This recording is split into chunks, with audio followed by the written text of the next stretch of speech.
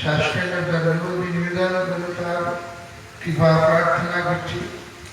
তৎপরে প্রধান অতিথি কর্ম পূজ্যপাদ শ্রীধর গোস্বামী অষ্টোত্তর শতশত ভক্তি সর্বস্ব ত্রিবিক্রম গোস্বামী মহারাজ চরণ নিবেদন এবং তৎপরে পরম পূজ্যপাদ সত্য ভাগবত দাস বাবুজি মহারাজ চরণে নিবেদন করছি।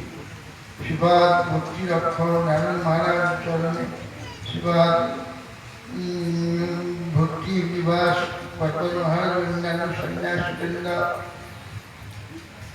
ভক্তবৃন্দ সজ্জন মন্ডলী মাতৃমেন মন্ডলী সকলকে আমার অভিবাদন নিবেদন কিছু সকল প্রসন্ন হন কৃপা দৃষ্টিপাত করুন।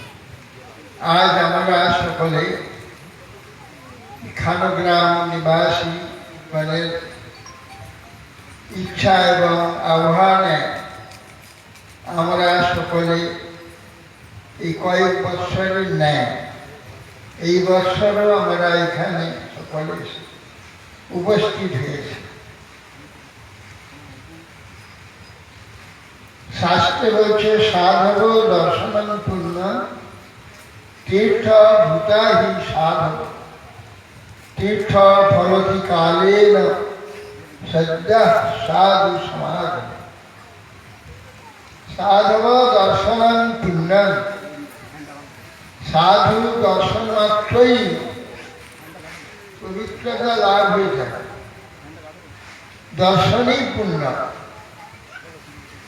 কেন?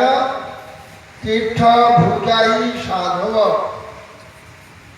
তীর্থভূত হয়ে গেছে অর্থাৎ তীর্থময় হয়েছে। কেন না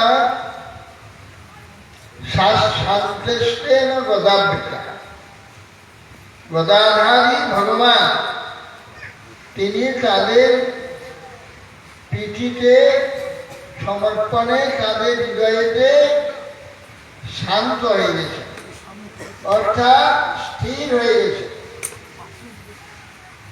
আর ভগবান যেখানেই থাকবেন সে স্থান তীর্থ।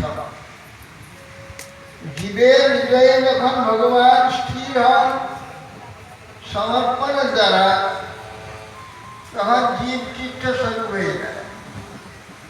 যুধিষ্ঠির মহারাজ শ্রী বিদুরকে বলেছিলেন যে আপনাদের মতো সাধু তীর্থে যাওয়ার দরকার কি? হ্যাঁ, আপনাদের হৃদয়ে গদাবৃত ভগবান শান্ত হয়ে আছে। আর তীর্থি কুর্বন্তী তীর্থানি শান্তে স্থের গদাবৃত। ভগবদ্গীতা ভাগবতা তীর্থভূতা স্বয়ং প্রভু তীর্থি কুর্বন্তী তীর্থানি শান্তে স্থের গদাবৃত। আপনাদের মতো ভগবত তীর্থে যাওয়ার দরকার নেই। তীর্থে যাওয়া নেই জন্যে তীর্থ কোন তীর্থে পরিণত হয়। তীর্থ পাপীদের সংস্পর্শে তীর্থ অপবিত্র হয়ে যায়, মলিন হয়ে যায়। মলিন তীর্থ আমার সাধু সংস্পর্শে আমার পবিত্র হয়। সেই জন্য তীর্থে কুর্বন্তী তীর্থ।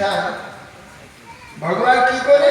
ভগবানকে নিজে ধারণ করে রেখেছে, তাদের স্পর্শেতে তীর্থ তীর্থ হয়ে যায়। অতএব সেই জন্যে ভাগবতগণ বৈষ্ণবগণ এসেছেন যে গ্রামে, সে গ্রাম পবিত্র হয়ে যায়। অবৈষ্ণবই হত দেশ, যে দেশে বৈষ্ণব